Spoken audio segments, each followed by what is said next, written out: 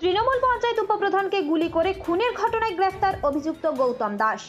উত্তর 24 পরগনা জেলার অশোকনগর থানার গুমা 1 নম্বর পঞ্চায়েতের উপপ্রধান বিজন দাস খুনের 26 দিন পর গ্রেফতার মূল অভিযুক্ত। ঘটনার পর থেকে অভিযুক্ত বসিরহাটে পালিয়েছিল, পুলিশ সূত্রে এমনটাই খবর। ইলেকট্রনিক ডিভাইসের সাপোর্ট নিয়ে বারাসাত জেলা পুলিশ গতকাল রাতে তাকে বসিরহাট এলাকা থেকে গ্রেফতার করে।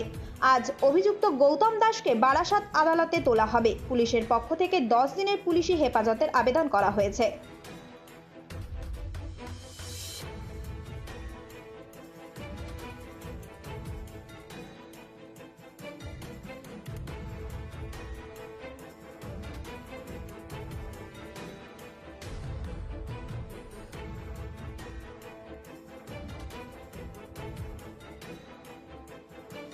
এই গলিটা দিয়ে যাবে, গলিটা দিয়ে যাবে, এই গলিটা দিয়ে যাবে।